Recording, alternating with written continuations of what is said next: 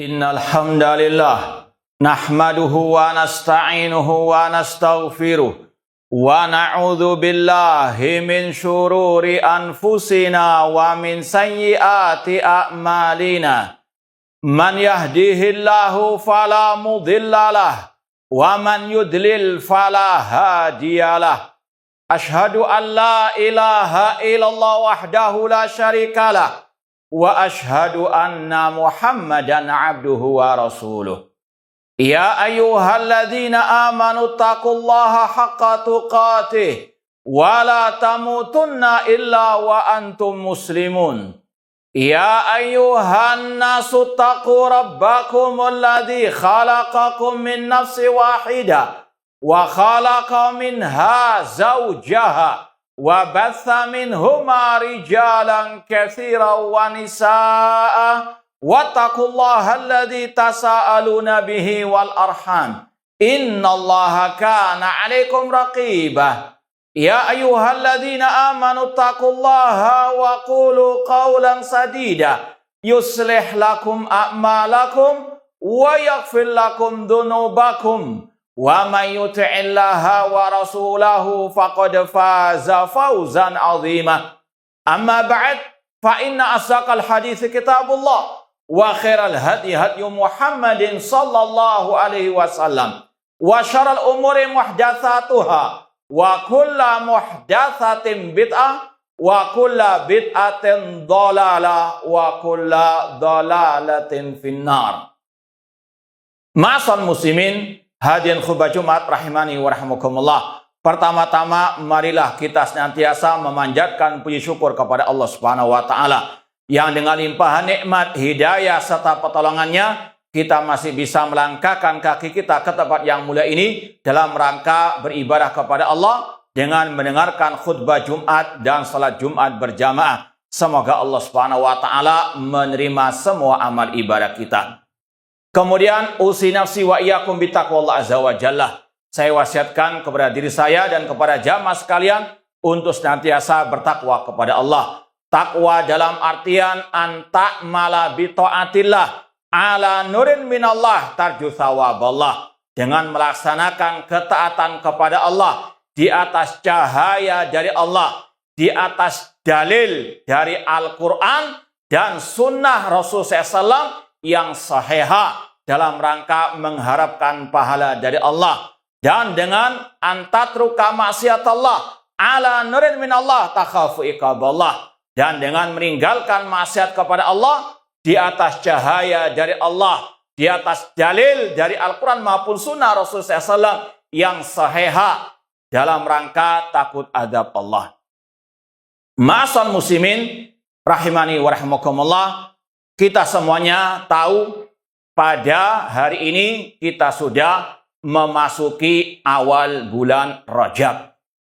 Bulan Rajab termasuk Arba'atun Hurum atau 4 bulan haram yang Allah firmankan dalam surat At-Taubah ayat ke-36. Allah berfirman, "Inna iddatasy syuhuri 'indallah isna asyara syahran fi kitabillah yauma khalaqas samawati wal arda minha arba'atun hurum dzalika dinul qayyim fala tadrimu fihinna anfusakum." Sesungguhnya bilangan bulan Hijriah di sisi Allah itu ada 12 bulan sejak Allah menciptakan langit dan bumi. Di antaranya ada 4 al-hurum, dan itulah agama yang lurus. Fala tadlimu fihinna anfusakum. Jangan kalian mendolimi diri kalian di 4 bulan al-hurum tersebut. Rasul SAW mentafsirkan sendiri apa itu Ashhurul Hurum, yaitu kata Rasul bulan Dzulqa'dah, Dzulhijjah, Al-Muharram, dan bulan Rajab. Dan Allah mengatakan tadi, "Fala tadlimu fihinna anfusakum." Jangan kalian mendolimi diri kalian. Kata Abdullah bin Abbas radhiyallahu anhuma, seperti yang dinukil oleh Imam Ibnu Katsir, beliau mengatakan arti fala tadlimu fihinna anfusakum ja'ala az-dzamba a'zam fihinna wa ja'alal amala salih wal ajr a'zam. Kata Abdullah bin Abbas radhiyallahu anhuma, Allah menjadikan dosa di 4 bulan ini dilipat gandakan. Demikian pula Allah menjadikan amal soleh, pahala di 4 bulan Al-Hurum ini juga dilipat gandakan. Oleh karena itulah ma'asal muslimin, fala tadlimu fihinna anfusakum. Kalau kita bersemangat beramal soleh di bulan-bulan yang lain, maka pada bulan-bulan ini harus juga semangat melaksanakan amal soleh tersebut. Amal yang ikhlas tentunya, dan ittiba, mengikuti tuntunan Rasulullah SAW, mengikuti hadis-hadis yang sahih tentang amal soleh tersebut. Demikian pula, jangan kalian mendolimi diri kalian di bulan-bulan Al-Hurum ini. Di antara dosa yang paling wajib dijauhi, kesyirikan kepada Allah Subhanahu wa Ta'ala. Apalagi Allah berfirman, inna syirka la dzulmun azim. Sesungguhnya kesyirikan adalah kedzaliman yang paling besar. Demikian pula kita jauhi dosa-dosa kebid'ahan, dosa-dosa kemaksiatan. Intinya sekali lagi ma'asal muslimin, kata Abdullah bin Abbas radhiyallahu anhu, seorang sahabat Rasulullah SAW, Allah menjadikan dosa di 4 bulan Al-Hurum ini dilipat gandakan. Demikian pula amal soleh juga dilipat gandakan pahalanya. Maka silakan kita yang terbiasa dengan puasa-puasa sunnah Senin Kamis, puasa 3 hari setiap bulan, kita bersedekah, kita sholat malam, sholat duha, dan sholat-sholat sunnah yang lain, tetap silahkan kerjakan istiqomah di atasnya. Tetap al-amal soleh dikerjakan, di antaranya di bulan Rajab ini. Namun ma'asal muslimin, perlu diketahui, kata para ulama, tidak ada ibadah ritual khusus di bulan Rajab. Entah itu puasa khusus bulan Rajab, entah itu doa khusus bulan Rajab, entah itu salat malam di bulan Rajab, tidak ada yang dikhususkan. Imam Ibnu Hajar Al-Asqalani rahimahullah, yang wafat abad ke-9 Hijriah rahimahullah ta'ala, beliau mengatakan dalam kitabnya Tabyinul Ajab, lam yarid fi fadli syahri Rajab wala fi siyamihi wala fi siyami syai'in minhu muayyan wala fi qiyami lailatin makhsusatin hadithun sahihun yasluhu lil hujjah. Kata Imam Ibnu Hajar Al-Asqalani, pakar alil hadis, beliau mengatakan tidak ada hadis yang sahih dari Rasul SAW yang layak dijadikan hujjah, entah tentang keutamaan khusus bulan Rajab, entah tentang puasa khusus bulan Rajab, entah tentang salat malam khusus di bulan Rajab. Tidak ada hadis yang sahih tentangnya. Artinya tidak ada ajaran dari Rasulullah SAW puasa, salat malam khusus entah di awal, pertengahan, atau di akhir bulan Rajab. Ma'asal muslimin rahimani wa rahimakumullah. Dan ini bukan hanya ucapan Ibnu Hajar saja rahimahullah ta'ala, namun didahului oleh ulama-ulama yang lainnya. Di antaranya oleh Imam Ibnu Qayyim rahimahullah yang hidup di abad ke-8 Hijriah. Beliau dalam kitabnya Al-Manarul Munif fi Sahih wa Dhaif mengatakan ahadisu salatir raghaib kulluha mukhtalakun kadhibun ala Rasulullah sallallahu. Salat raghaib yang dilakukan oleh sebagian kaum muslimin di awal Jumat pertama bulan Rajab, kata Imam Ibnu Qayyim, semua hadisnya dusta terhadap Rasulullah SAW. Bahkan Imam An-Nawawi yang bermadzhab Asy-Syafi'i dalam fatwa beliau, yang beliau hidup di abad ke-7 Hijriah, Beliau ketika ditanya tentang salat raghaib tadi, kata Imam Nawawi, hadhihi bid'atun qabihatun munkaratun asyadul ingkar mustamilatun ala munkarat. Kata beliau, salat raghaib itu bid'ah yang jelek, yang mungkar, yang sangat mungkar dan mencakup beberapa kemungkaran. Kemudian kata beliau, fata ayyanu tarkuha wal i'radu anha, maka wajib ditinggalkan dan berpaling darinya dan wajib mengingkari orang yang melakukannya. Dan kata Imam At-Turtusi rahimahullah ta'ala, perbuatan tersebut itu mulai muncul abad ke-5 Hijriah. Artinya tidak pernah dilakukan oleh Rasul, oleh para sahabat Rasul, oleh para tabi'in, tabi'ut tabi'in, bahkan juga imam yang 4. Maka ma'asyal muslimin, beribadahlah kepada Allah, namun dengan cara yang telah dicontohkan oleh Rasul SAW dalam hadis-hadis yang sahihah. Demikian pula ma'asyal muslimin, rahimani wa rahmukumullah, hadis-hadis tentang keutamaan bulan Rajab, seperti hadis Rajab syahrullah, bulan Rajab adalah bulannya Allah. Wa Sya'ban syahri, bulan Sya'ban adalah bulanku, kata Rasul. Wa Ramadan syahru ummati, kata seorang ulama yang bernama Imam Ibnu Dihyah yang hidup abad ke-7 Hijriah. Beliau mengatakan hadis tersebut maudhu, palsu. Demikian pula beliau Imam Ibnu Dihyah, sekali lagi yang hidup abad ke-7 Hijriah. Beliau mengatakan fi hadas syahri ahadits katsirah an riwayati jama'atin minal wadda'in.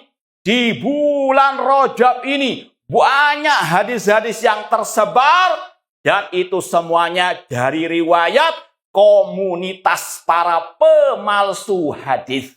Maka hati-hati ma'asyal muslimin, jangan sampai ikut-ikutan mempostingnya, menyebarkannya, entah di dunia nyata maupun di dunia maya.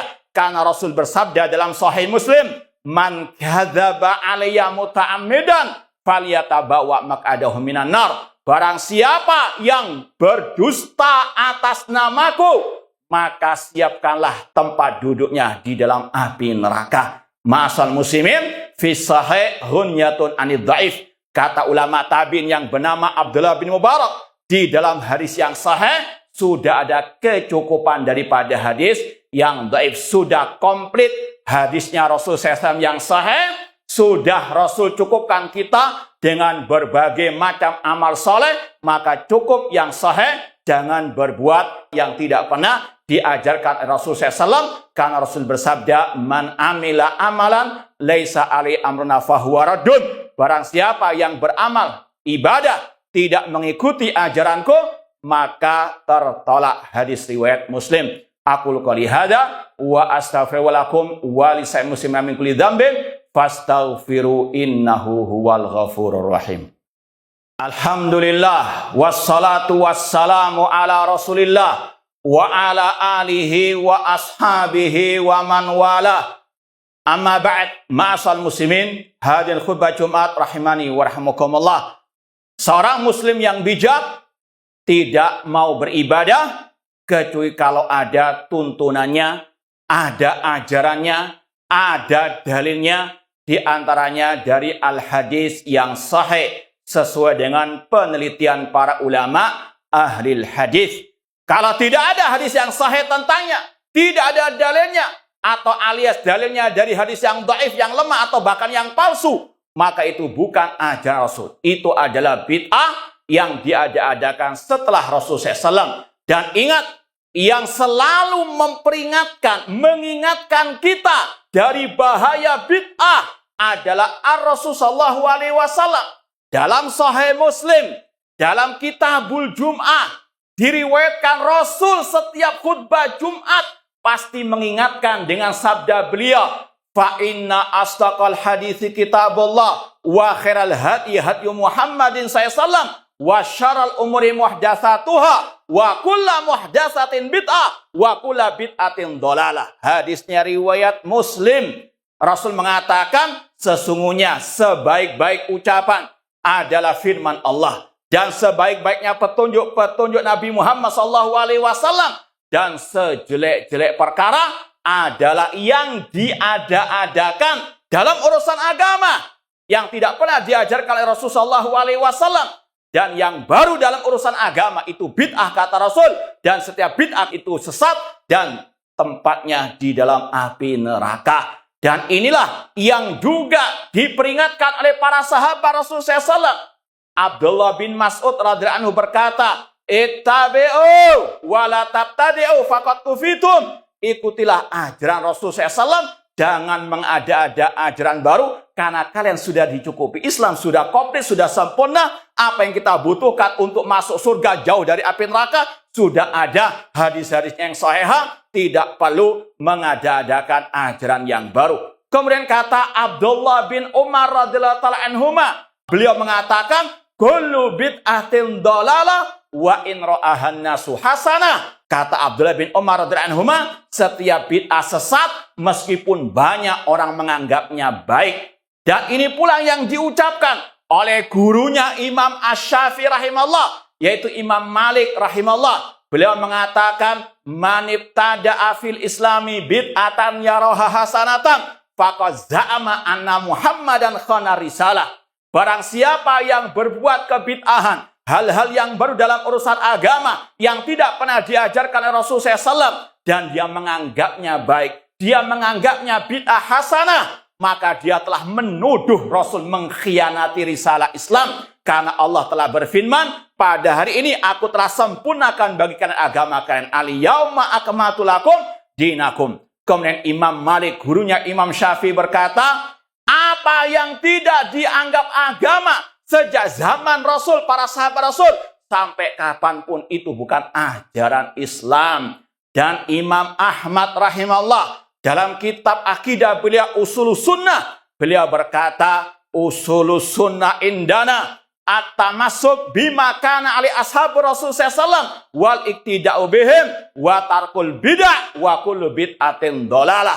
Kata Imam Ahmad rahimahullah, prinsip akidah kami Ahlussunnah mengikuti ajaran para sahabat Rasul sallallahu, berpegang teguh dengan ajaran para sahabat dan meninggalkan segala kebid'ahan, dan semua bid'ah dalam urusan agama itu sesat. Makanya ma'asal muslimin, ingat selalu sabda Rasul SAW, iyyakum wa muhdatsatil umur. Jauhkanlah diri kalian dari hal-hal yang baru dalam urusan agama. Fa inna kulla muhdatsatin bid'ah. Setiap yang baru dalam urusan agama itu bid'ah. Wa kulla bid'atin dhalalah. Dan setiap bid'ah sesat, kata Rasul. Hadisnya dalam Sunan Abi Dawud, Tirmidzi, dan Ibnu Majah. Ma'asal muslimin, kewajiban kita sebagai seorang muslim hanya mengikuti ajaran Rasul SAW, karena itulah konsekuensi dari ucapan kita asyhadu anna Muhammadan Rasulullah. Semoga Allah Subhanahu wa taala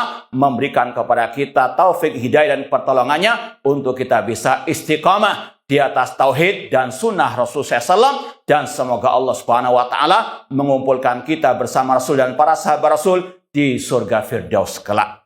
Allahumma salli ala Muhammad wa ala ali Muhammad kama sallaita ala Ibrahim wa ala Ibrahim innaka Hamidum Majid, wa barik ala Muhammad wa ala ali Muhammad kama barakta ala Ibrahim wa ala Ibrahim innaka Hamidum Majid. Allahumma ighfir lil muslimin wal muslimat wal mu'minina wal mu'minat al ahya'i minhum wal amwat. Rabbana zalamna anfusana wa illam taghfir lana wa tarhamna lanakunanna minal khasirin. Allahumma arinal haqqa haqqan warzuqna tiba'ah wa arinal batila batila wasna sinaba. Allahumma a'izzal islam wal muslimin wa adhil syirka wal musyrikin wa dammir a'da'aka a'da'ad-din waj'al hadzal balada aminan wa sa'ira biladil muslimin. Rabbana atina fid dunya hasanah wa fil akhirati hasanah wa qina adzabannar. Aqulu qouli hadza wa akhiru da'wana anil hamdulillahi rabbil alamin wa aqimus shalah.